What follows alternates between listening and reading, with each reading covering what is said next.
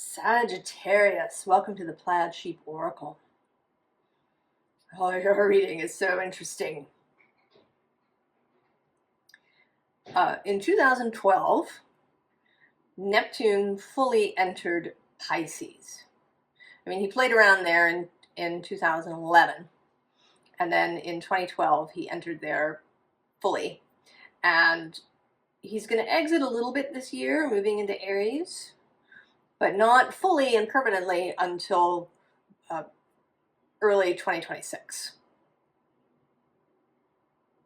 So there's been this 14-year cycle. Neptune's very regular. Some of the planets have very different times. Pluto spends 30 years in Aries, but only about 12 years in Libra. So there's a big variation. But Neptune is pretty regular. He's got about 14 years in each sign, as is Uranus too, interestingly. You'd expect Uranus, but no, he's pretty regular too, about 7 years. But Neptune, while he's been moving through Pisces, is been squaring Sagittarius. And now the North Node has moved into Pisces as well. And Saturn's been there since last year. So there's a lot of action happening in Pisces. And all of these energies are, I think, very challenging for Sagittarius. Or for Sagittarius people. Right? The Sagittarius energy just likes to go in a nice straight line. This seeking the arrow heading for its target energy. The heavily Sagittarius people I know they really like a straight line. They like a nice clear answer to questions. They kind of don't want all the details. They just want the bottom line to something. This really straightforward movement. But Pisces and Neptune, when he's in there, I mean, he has really been upping the Pisces energy, I think. Things have been extra nebulous and dreamy and expansive and weird. And even when Saturn entered in there, I wasn't sure what would happen. Would there be, maybe a little bit of a straightening? Because Saturn in Pisces does like to make this occult space more intelligible, more manifested. Pema Chodron, if you know who she is, has Saturn in Pisces. And she's one of my favorite examples. She's also got this massive Cancer stellium. And she makes this Buddhist philosophy very practical. That's kind of her claim to fame. Her books are about, how do you use this practically in your life? To make your life better, to make things easier, more easeful in your actual practical life. And to me, that epitomizes one kind of Saturn and Pisces energy. But I'm seeing now kind of a different aspect of Saturn and Pisces. And maybe it's because Jupiter's been in Gemini. And because Neptune's been in there.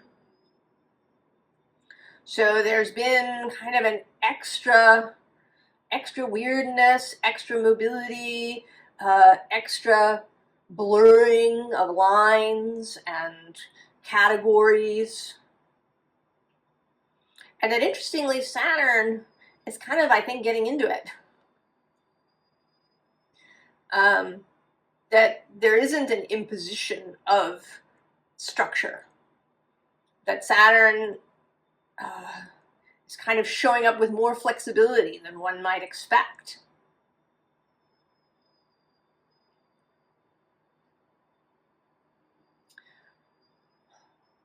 And this, I think, has all been, as I say, very challenging for you. The card that's coming out for you is direction, right? That's very you, moving from one place to another. And it may feel like your compass has just been wonky for a long time. That you haven't quite known necessarily what you were doing, or that plans weren't working out, or that you felt blocked.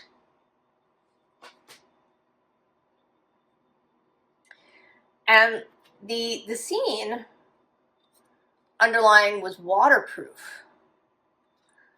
And underneath that is upheaval. And I was thinking that, you know, you wanted to be waterproof.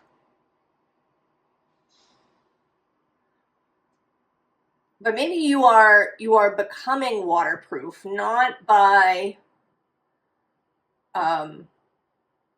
resisting the water, but that you can become more comfortable in the water.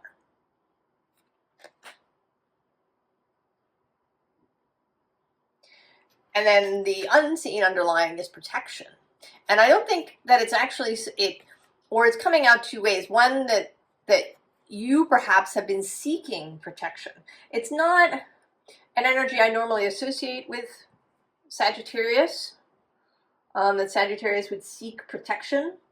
But, you know, in combination with this waterproof, that maybe you've been wearing, metaphorically, wearing a waterproof coat, that you've been trying to keep the water out. But this kind of response to a transit is usually doomed to failure, or will create problems. When you have a transit, particularly a transit by square or opposition, but square particularly, I think, square, semi-square, sesquisquare as well, but particularly square, that to resist just, causes problems. The other aspect of protection, this sort of unseen aspect, I think, is the idea of love, right? Love and commitment. That is what really provides protection. That it's not about making yourself waterproof, but learning to navigate in the water. And then we have the source of water. This is the Queen of Cups in this deck. And also this Hermit underneath, which is very interesting because it's this elephant in water, navigating in water. And the South Node has moved into Virgo, North Node in Pisces. So the Hermit of Virgo really learning to navigate in the water, in these waters of Pisces. The bottom has this 3 of air, but it's more, right? If you've been here on this maybe shrinking piece of ice and there's more and more water around and you've been, kind of really trying to avoid getting wet at all, that it seemed, water and fire don't mix. If I get too close to the water, it'll put my fire out. However, this resistance has been showing up. We have the 10 of fire, the 10 of wands. And it's interesting because it's this bat. And although bats, right, they're mammals and they, live on earth and air, there is something also a little watery about them.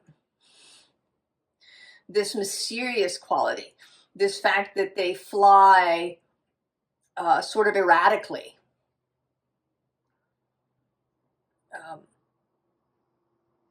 Right? They don't, they follow their prey, right? And they move flexibly and erratically through the air. And the 10 of fire, the 10 of wands, the end of something, the end of a cycle. And maybe it's taken this long. Maybe it's taken these 14 years. And then this now re-entry of Pisces into the North Node. During this time, Pisces, the South Node in Pisces, came through. The South Node came through Pisces. About 9 years ago, 2016-ish.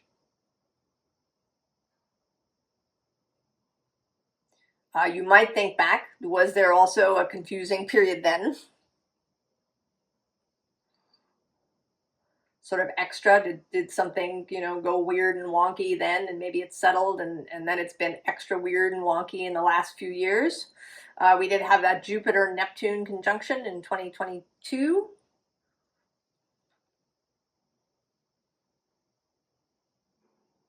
That may also have upped this energy. And then we have the Eight of Cups, the Eight of Water. And here, not so much, leaving something behind, but moving into the waters. And then the Six of Water.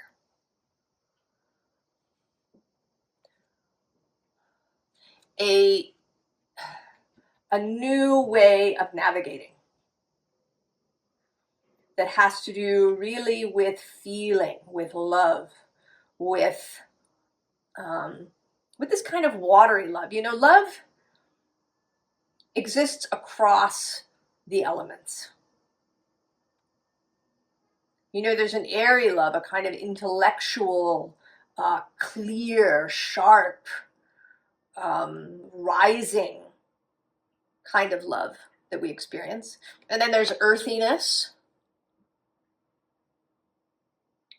Perhaps the love of place, the love really felt in the body. And then there's fire, that kind of inspired, I want to, go towards that, I want to shine, I want to, a kind of expressive love. And then there's this deep feeling love.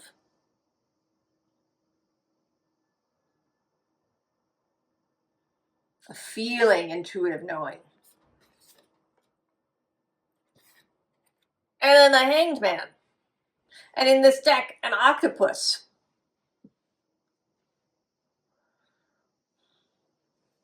And the Hanged Man is, certainly for me, associated with Pisces.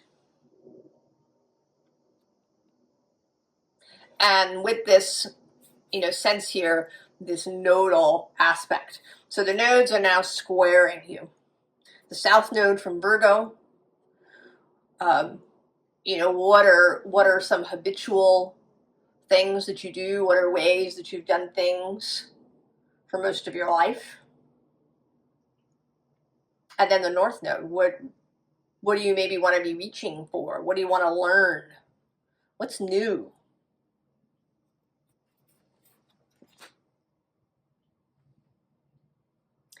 Now this row has several circles, and certainly this deck has a lot of circle, moon kind of symbology, but these three are where the circle is really the main focus of the card.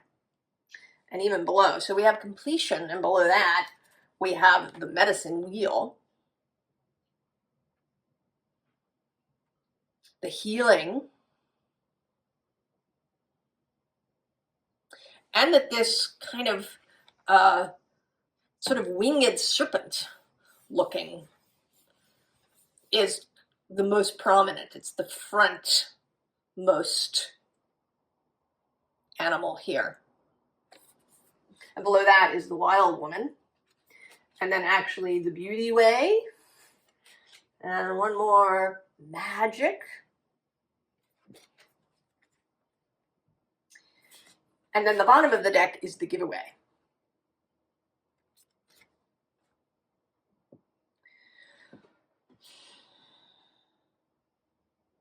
So a releasing of resistance, a releasing of something maybe that has been held very dear, perhaps.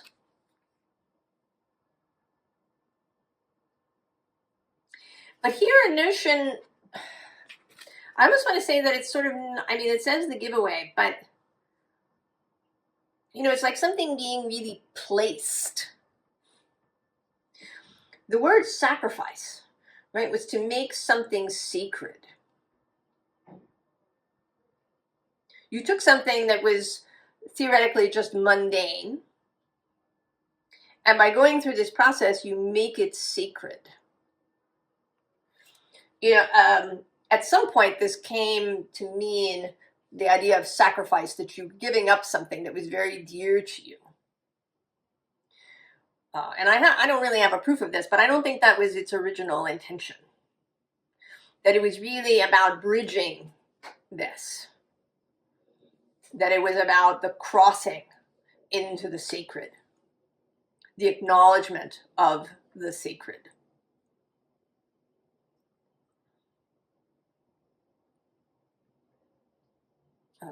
And also bringing, not just bringing the everyday into the sacred, but bringing the sacred into the everyday.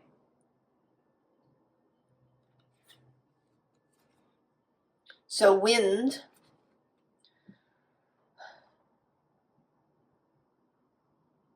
there is a sense here of resistance, especially with the ancient ones coming through here, not so much as ancestors, but as the way things were, the way things have always been done. That there's this change that's been blowing through, but there's this energy that's standing in the way.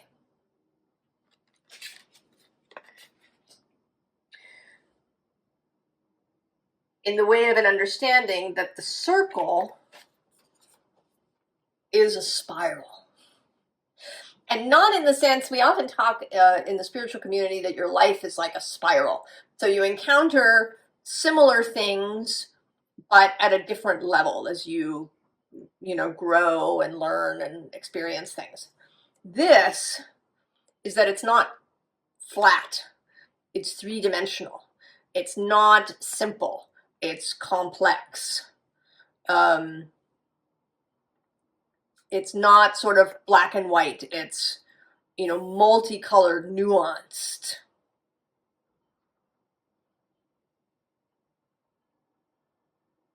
And that you're learning to or have been learning to navigate in this space, to expand your abilities.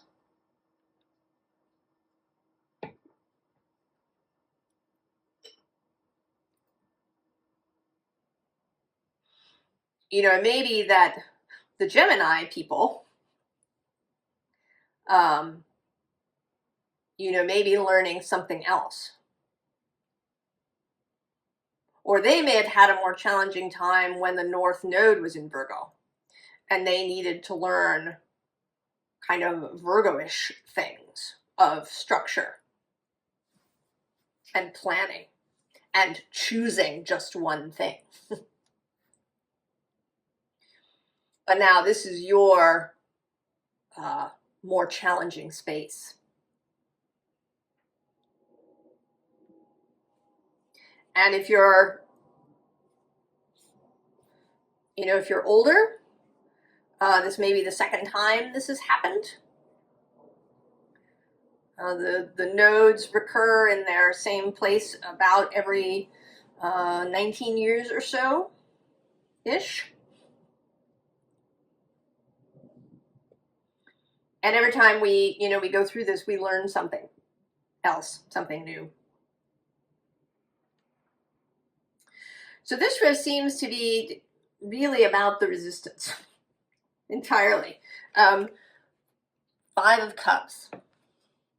An unwillingness to turn and look at something new. And maybe it almost, you know, I almost see this person not as looking at the cups, but as staring at this river. In consternation, in fear, in revulsion. Modern society is very fiery, very choleric. Achieve, do, be an extrovert. You know, even those commercials about having a really, you know, wonderful life, have all these people, you know, driving their SUVs to the mountaintop or riding their mountain bikes or, you know, doing these very active things. You know, climbing to the top of something, achieving it, moving faster.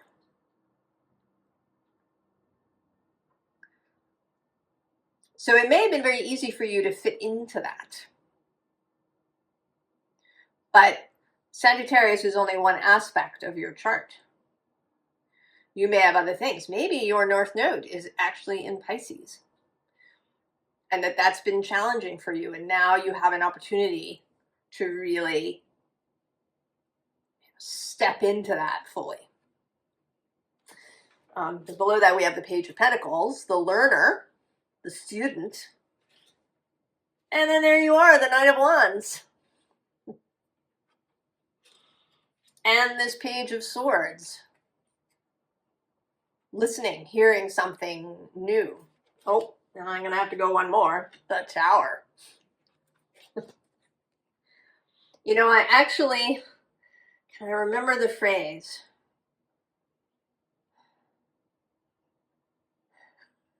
So you may know that there was a SpaceX rocket test and the rocket exploded. And in the most wonderful kind of spin, the SpaceX team described it as a rapid, unscheduled disassembly. So good.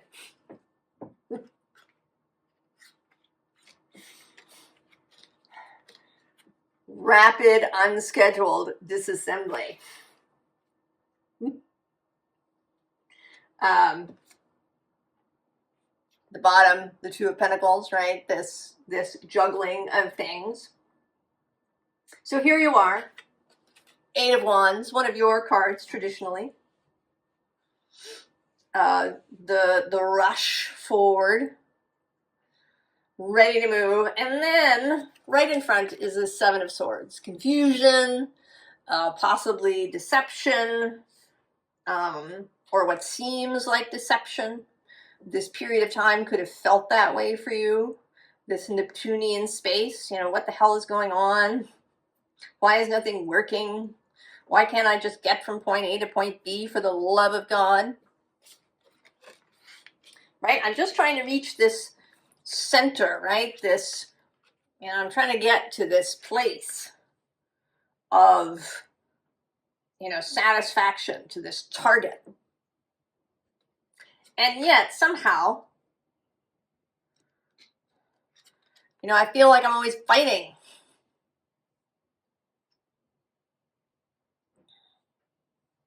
Mars and Leo, this card.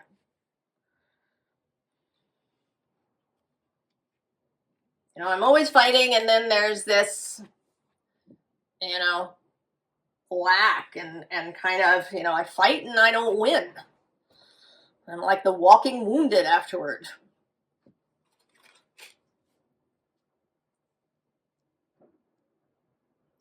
And the answer is that you can't really fight water.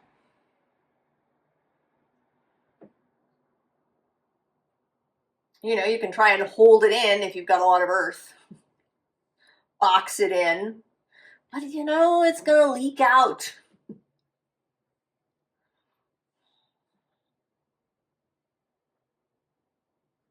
You know, really, you want to learn how to swim. You want to learn how to move in the water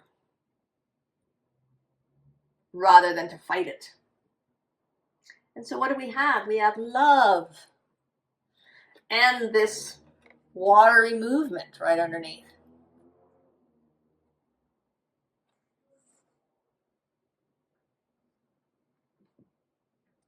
And we have the Queen repeating this receptive energy. And then a frog too. Right, the frog who moves, on land and in water, is born in one space and then learns to move in another. The bottom of the deck here is restriction. You may have ideas about what you are allowed and not allowed to do. This Saturn squaring may be feeling like restriction. You may have issues with Saturn too. And that's not so much about Saturn as it is how we are raised in the modern world, to see things as restrictive. There isn't enough of anything. You have to work really hard, or you have to know somebody, or you have to be lucky. Maybe there's a lot of Jupiterian energy, of course, with Sagittarius. It could be that you've relied on what you see as luck a lot of the time in your life. And there's something new that wants to happen here. Maybe a recognition. That luck was really just those times when you listened to your intuition, even if you didn't realize that's what you were doing. Because then we have wealth.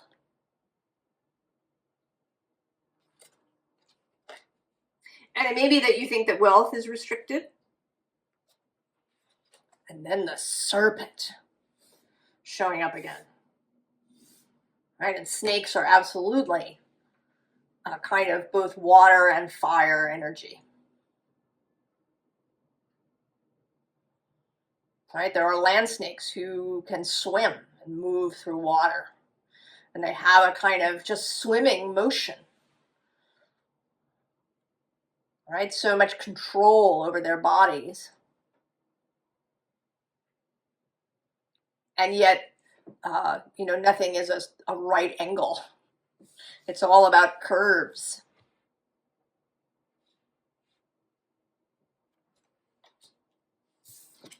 And there you are, the fire fairy. You're looking a little insecure. Right? The serpent is right behind you, like, hey, Sagittarius.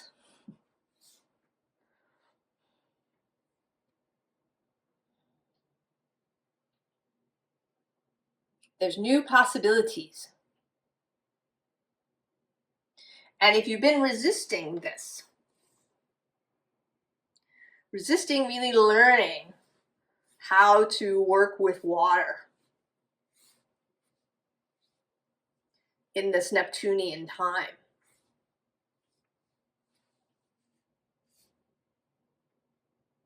because even if you have a North Node in Pisces, I think this Neptune transit has possibly made things, extra confusing.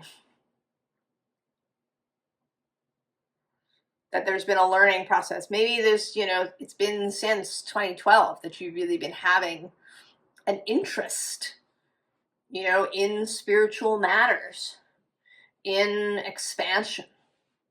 And it's been a whole learning process for you. And it's like you're right at the edge of real understanding.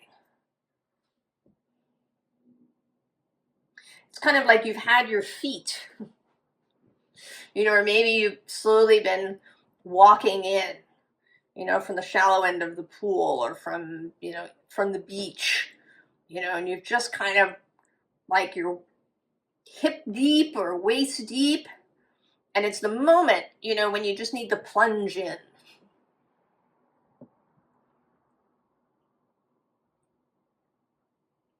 And fully immerse yourself and realize that you absolutely know how to swim.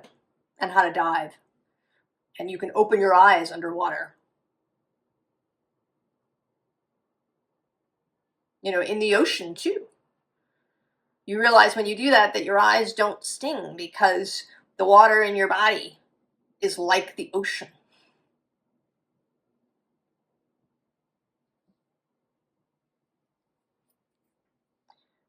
Advice. First of all,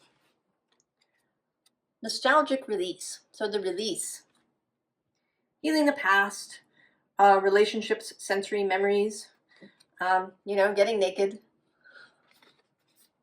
getting vulnerable, right? There may be a real vulnerable quality to this, because the bottom of the deck is the secret garden. She's there in child's pose. It's a vulnerable position. It's a submissive position.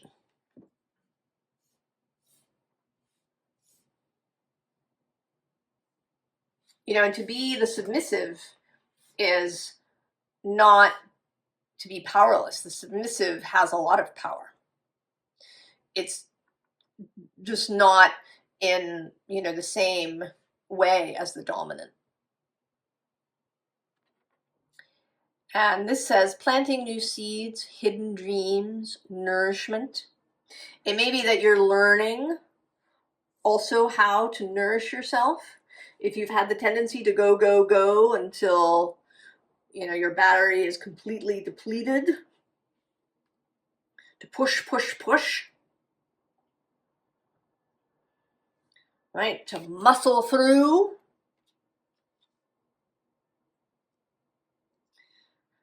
That that now you're learning to not do that, to take better care of yourself, to learn about your own cycles, right? With this medicine wheel. There may be lots happening, you know, with your body. It's quite possible that during these last 13 years or so that there's been lots of things going down in your bod.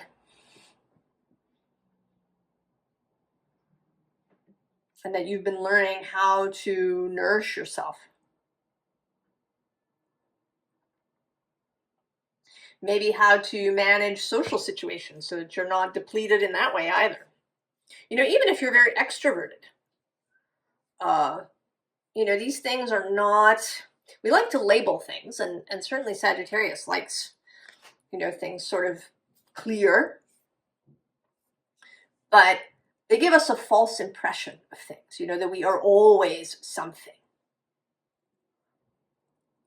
But even if you really love people and you love hanging out with people and chatting with them,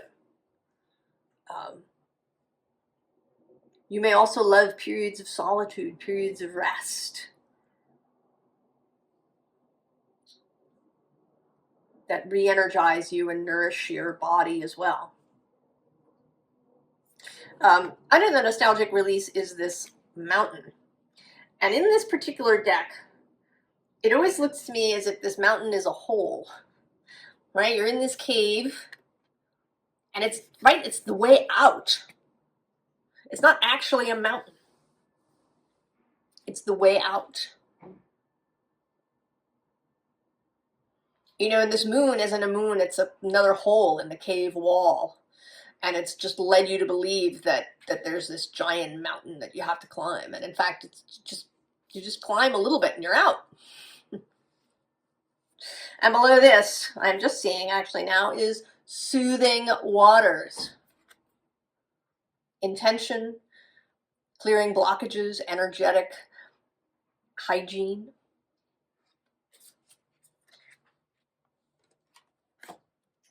So then we have choose your adventure. That's very you. Lucid dreams, conscious discoveries, manifestation.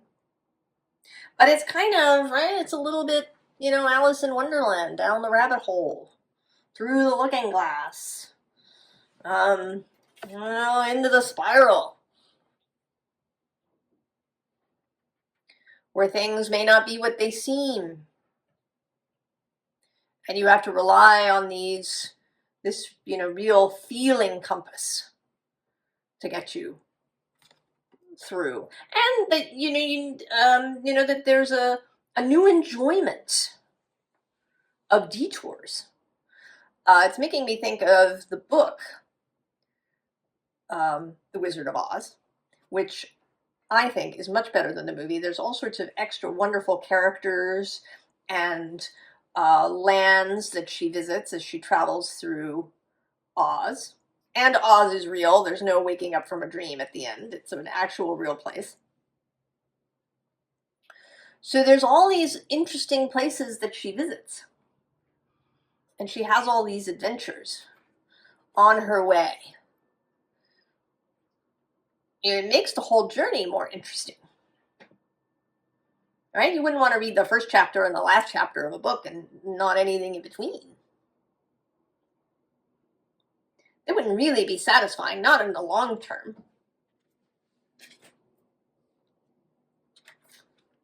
Hold the light. Lemuria, ancient memories, sensitive gifts, I remember. But mostly, right, the water. And the water that's coming from many different places. That there's many sources. Lots of directions, choices.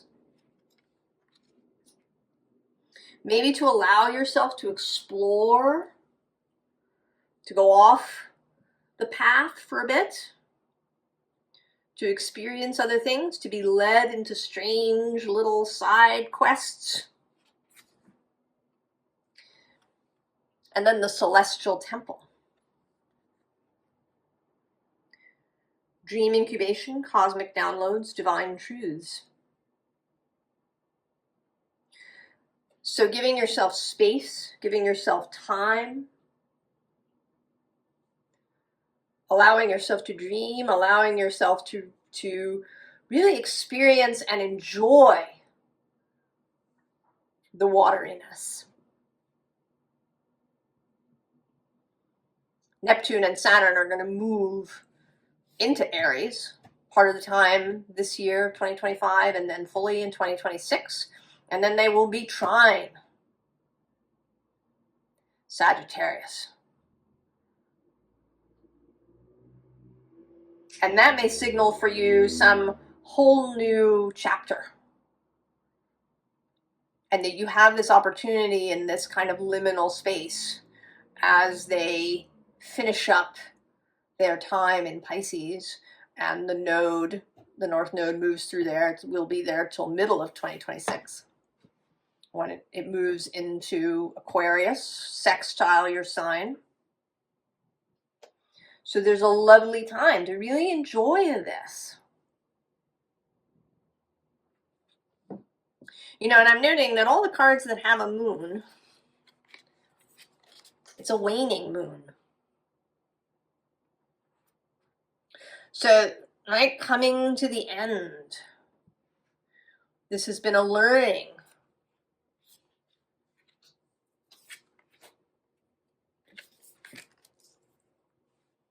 A time of expansion.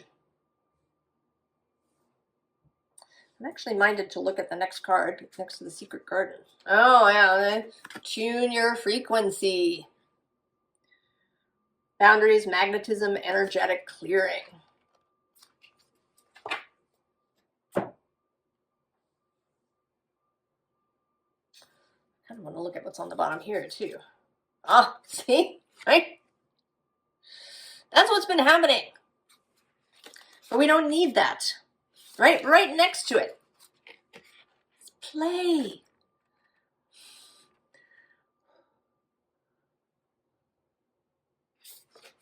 Play. And it's play in the water, in the rain. Sagittarius.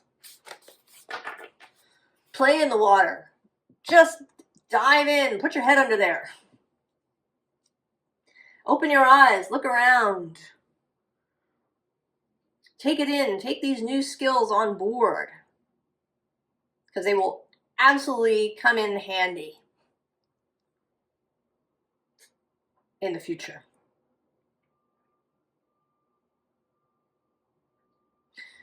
I hope that you're excited that maybe this is helpful to you, that it will help you to release resistance that you've had to this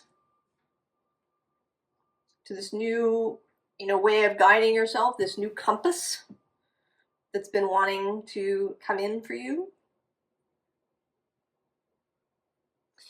I wish you the very best, Sagittarius, and I'll see you next time. So long.